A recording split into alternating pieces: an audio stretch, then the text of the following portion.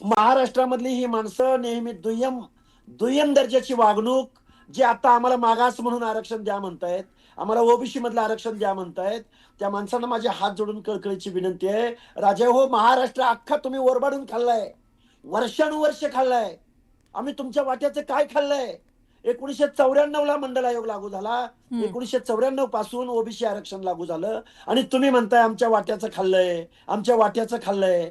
अरे तुम्ही 400 वर्ष झालं आमचं खाताय, आम्ही तुम्हाला सेवा देतोय, आम्ही गावगाड्यामध्ये बलुत्या आलुत्याचं काम करतोय, आणि परत तुम्ही आमच्या हक्क अधिकाराचं वाटोळं करायला जर निघाला असाल, तर मला वाटतंय फुले शाहू आंबेडकरांच्या महाराष्ट्रामध्ये हे दुर्दैव आहे, दुर्दैव.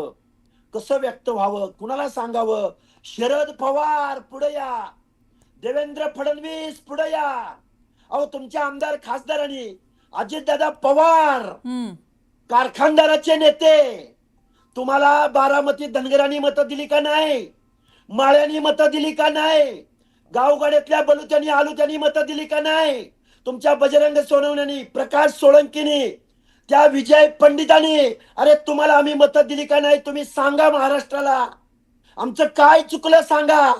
तुमच्या आमदारक्या आम्ही मागितल्या नाहीत, खासदारक्या मागितल्या नाहीत.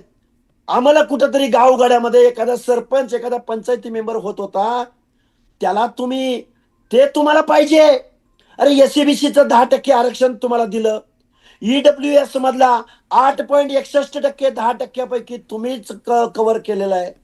एवढं सगळं तुम्हाला देऊन सुद्धा तुम्हाला ओबीसी मधून का आरक्षण पाहिजे हे सांगा राजे हो. तुम्ही पुढे या.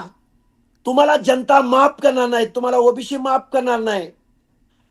तुम्ही किती दिवस तुम्ही मुग गिळून गप्प बसणार?